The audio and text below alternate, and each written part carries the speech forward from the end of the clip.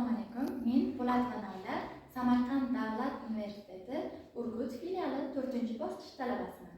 Bugun biz sizlar bilan o'quvchilar bilim sifatini oshirish va sinfda insonni mustahkamlash mavzusini o'rganamiz. Bu mavzu bo'yicha 3 ta rejani ko'rib chiqamiz. Birinchisi, o'quvchilar bilish faolligini oshirishda sinf rahbarining vazifasi. Ikkinchisi, o'quvchilarning bilimga bo'lgan qiziqishlarini oshirish. Uchinchi rejamiz sinfda insonni saqlash va joriy qilish. O'quvchilarning bilish faolligini taraqqiy ettirishda sinf rahbarining vazifasi quyidagilardan iborat. Bular biz uchun juda ham muhim hisoblanadi. Bu 4 ta vazifani sanab o'taman. Birinchisi, bilimga qiziqish va muhabbat uyg'otish. Bola bilimga qiziqmasdan turib o'qishga intilmaydi, muvaffaqiyatli o'qiy olmaydi. Bolada o'z kuchiga va qobiliyatiga ishonch hosil etish, o'qishga jalb qilish, ilk yutuqlari uchun rag'batlantirish ayniqsa ahamiyatlidir. Boladagi o'qishga qiziquvchanlik qiyinchiliklarni yengishga, faolligini oshirishga, ishonch uyg'otishga va mustaqilligi kamol topishiga olib keladi. Ikkinchisi, o'quv mehnatiga ongli munosabatda bo'lish va unga mas'uliyat bilan yondashish. O'quv mehnatiga ongli munosabatda bo'lishlik ta'limning ijtimoiy o'qishning shaxsiy ahamiyatini tushunish demakdir. Sinf rahbarlari o'quvchilarga ularning bosh vazifasi o'qish ekanligini tushuntirishi kerak. O'qishga mas'uliyat bilan yondashish hissi faqat vatan oldidagi burchgagina emas, balki ijtimoiy qamrovli jamoa, o'qituvchilar, ota-onalar va o'z oldidagi mas'uliyat, ularning fikrlari, ma'qullashlari, eshitishdagi intilish, sinf o'quv jamoasida munosib o'rin egallashiga ham tegishlidir. Keyingisi, o'quv mehnatida muayyan rejimga itoat etish. Bu degani o'quv mehnatini o'quvchining dam olishi bilan to'g'ri almashtirib borishdir.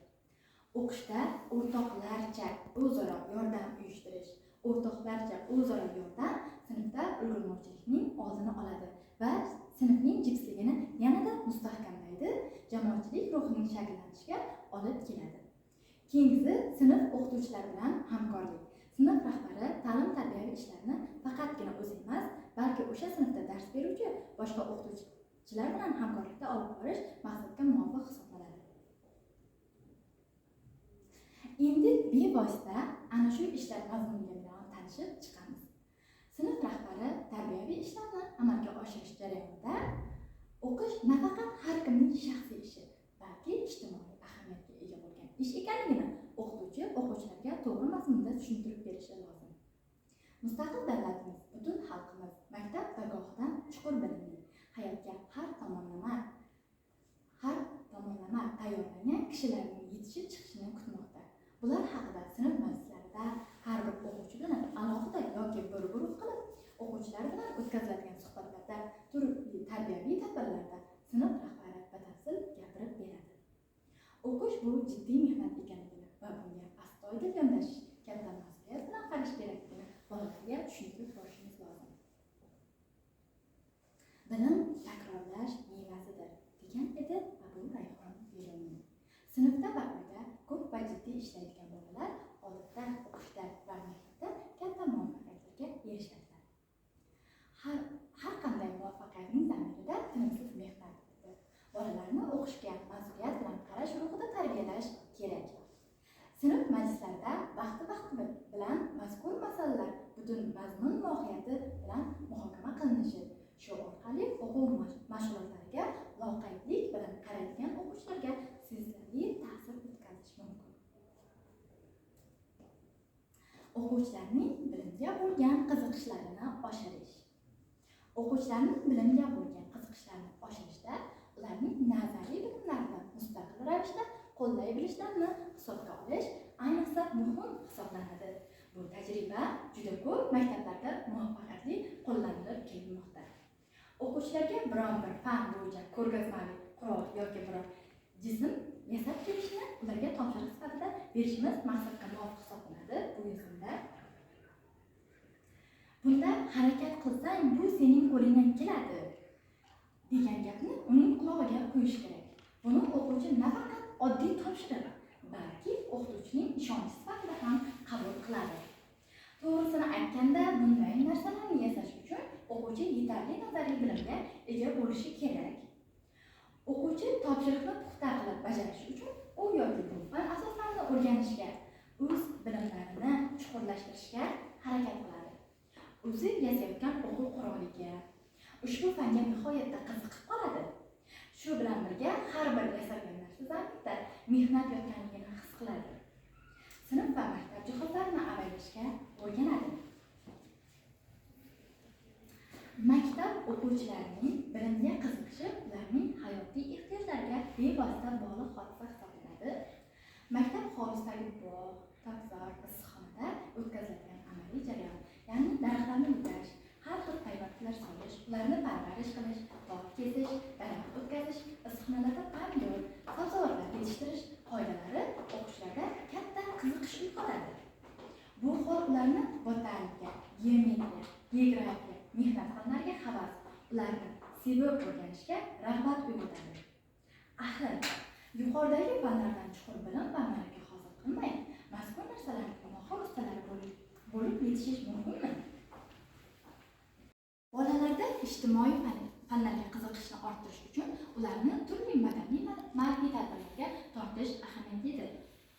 Xuddi shuningdek, fizika, kimyo, biologiya, tarix, mehnat, astronomiya, chet tillari fanlari ham o'quvchilarda havas uyg'otadigan juda katta hayotiy amaliy imkoniyatlarga egadir. Bilimga bo'lgan qiziqishni shakllantirish, o'stirishda sinflarni, o'quv xonalarini va maktab binosini jihozlash ham katta ahamiyat kasb etadi. Bu albatta ijobiy fazilatlarga ega bo'lish uchun yordam beradi. Yana dunyoqarashni shakllantiradi, estetik zavq uyg'otadi, tegishli ma'lum sohalarga havas uyg'otadi. Bu o'quvchilarda. Bolalarda o'quv mehnatiga javobgarlik va mas'uliyatlik hissini tarbiyalash juda muhim hisoblanadi. Mas'ullikni sezmagan o'quvchi partish o'qiydi. Mas'ullik hissini serga tortiradi. O'quv faoliyatiga alohida javobgarlik hissi bilan qarashga undaydi. Ma'lumki, ongli intizom va mas'uliyat hissini sezish maktabda olib boriladigan tarbiyaviy ishlar tizimining samarasi hisoblanadi.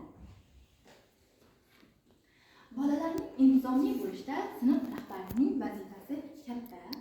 Negaki, u darsda va darsdan tashqari vaqtlarda turli tarbiyaviy usullardan foydalanib, bolalarcha intizomni tarbiyalab boradi. Sinfda aniq rejim va ichki tartib o'rnatishga kirishadi. Jihozlash, tozalik va tartibni joriy qiladi. Bu ishlarni sinf rahbari bir o'zi emas, balki o'sha sinfda dars o'tuvchi o'qituvchilar jamoasi bilan birgalikda olib borish maqsadga muvofiq bo'ladi.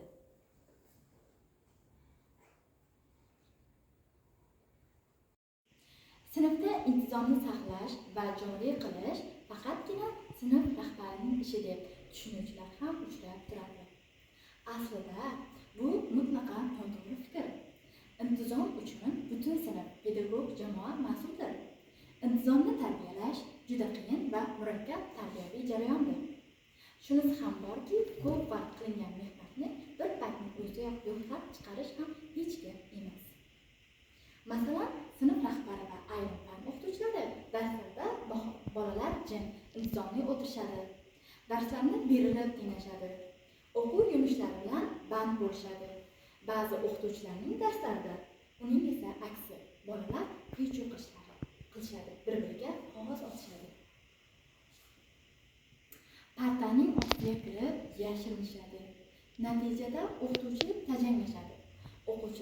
O'quvchilar bilan ixtilofga boradi. Bunday ayanchli manzara har bir maktab hayotida uchrab turishi tabiiy. Nega shunday bo'lishi mumkin? Negaki, u dastlabki mashg'ulotlardayoq o'z sirini bolalarga oldirib qo'ygan hisoblanadi.